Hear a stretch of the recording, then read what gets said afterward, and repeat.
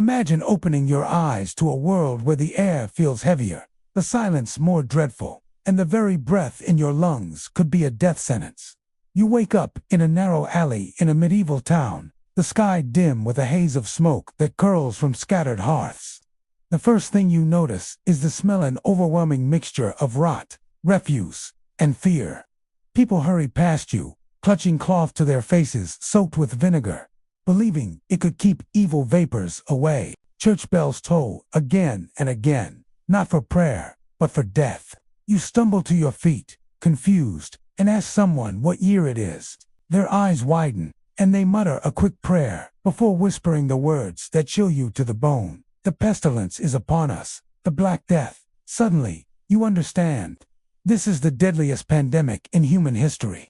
A plague that will kill nearly half of Europe's population within a few harrowing years. And now, somehow, you are living it. Villagers around you are gaunt, covered in layers to ward off cold and sickness alike. Some wear strange bird-like masks filled with herbs. The plague doctors, medieval medicine's desperate attempt to understand the inexplicable. You notice carts rolling by, loaded with limp, pale bodies. The driver calls out with a broken voice, "Bring out your dead." Doors crack open just long enough for loved ones to be handed over like unwanted burdens. You want to help, but you're terrified. Any wrong touch could mean infection. The fleas on the rats running near your feet, you suddenly remember, are the invisible messengers of death, and you desperately leap away, heart pounding. You find a well where people gather cautiously to fetch water. They glance at each other with suspicion, terrified that anyone could be the source of their doom. They believe the plague spreads through bad air, miasma, or as a punishment from God for humanity's sins. Whispers circulate that witches, foreigners, or sinners have brought the curse. Fear boils into hysteria. You overhear talk of flagellants, religious fanatics who roam the land whipping themselves to earn God's forgiveness. You hope you won't see them, but part of you knows that during this period, humanity's darkest instincts rise as quickly as its last flickers of hope. Your stomach growls, and a kind woman thrusts a small piece of coarse bread into your hand. She has red eyes, as though she has cried non-stop, and her skin bears dark bruises, not yet buboes. You pray. She warns you not to stay in town long. Escape if you can, she says. Flee to the countryside. Stay clear of the cities, they are cursed places now. But as you leave, her cough turns wet and ragged, and guilt grips your heart. Yet you can do nothing. In this world, even compassion is a risk. As night falls, you seek shelter in a small wooden barn outside town. The farmer is reluctant, but you look healthy enough, and he fears God too much to turn you away into darkness. You lie on scratchy hay, your mind racing. You know modern science, germs, infection, antibiotics, but none of that exists here. If you get sick, fate is sealed. There are no hospitals, only overcrowded monasteries where prayers replace care. Your only protection is luck, distance, and the hope that hunger and cold don't weaken you enough for disease to find you. In the following days, you witness a world falling apart. Priests walk the roads, clutching crosses, chanting rites over the dying. Some villages sit in eerie silence, every inhabitant already taken by the plague. Others burn their own homes, believing fire will purify the land. Cats and dogs are slaughtered for fear they carry the illness, though in truth, rats thrive even more without predators.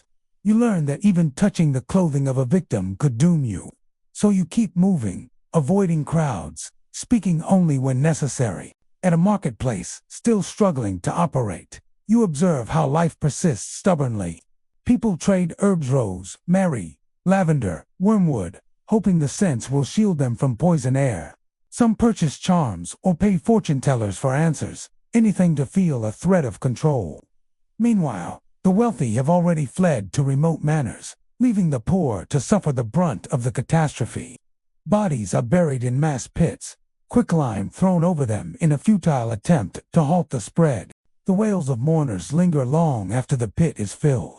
You encounter a group of plague doctors heading to a town that has sent desperate pleas for help.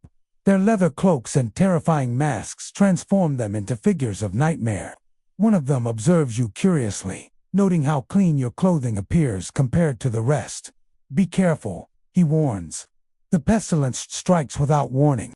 One day you're well, the next your glands swell like stones beneath the skin, and fever steals your senses. He taps a cane used to examine patients. From a distance, touch has become the most dangerous act imaginable.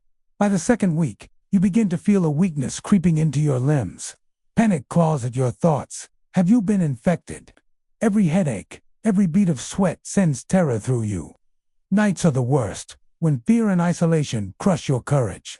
You hear wolves howling in the forest and imagine yourself abandoned, buried anonymously in one of those immense pits. You fight the despair by reminding yourself that survival is possible. History proves it. Millions did live through this horror, but they carried the trauma forever. Hunger gnaws at you once more, and you finally accept a bowl of thin pottage from a family trying to press onward despite their losses. Their small daughter is pale but smiling. She has no idea how fragile her life is. You stay only a short time, but when the mother embraces you in gratitude before you leave, your heart lurches. She is warm with fever, her breaths shallow. You run, not out of cruelty, but fear. You know what that warmth means. The plague does not choose its victims, it simply consumes. Weeks drag into months. Time loses meaning when every sunrise is stained with dread. You learn to tend a small fire, snare rabbits, and sleep hidden from desperate survivors who might do anything for food or comfort. You choose isolation as your only shield. It is a lonely existence, but in this era, being alone might be the only way to see tomorrow. You hear rumors that the worst has passed in some regions, that the plague moves like a storm destroying one place and then drifting onward. But every step toward hope feels dangerous, as though the shadow of death stalks your every move. Then one morning, you wake to birdsong. Clear, beautiful birdsong, something you haven't noticed in so long. A fresh breeze cuts through the air, free of the oppressive smell of decay. Wildflowers bend gently in the wind. For the first time, the world doesn't feel like hell. The plague still rages somewhere, yes, but here, life dares to breathe again. You walk back toward civilization carefully, and see that people are beginning to emerge from hiding. Survivors greet each other with disbelief, relief, and immense sorrow. Their smiles are weak, but real. They are rebuilding, burying the dead, cleaning the streets, planting new crops. The human spirit, battered as it is, refuses to die. Standing there among them, you realize something extraordinary. Despite the horror, despite witnessing the worst tragedy of the age, you survived, and those who did survive will carry humanity forward.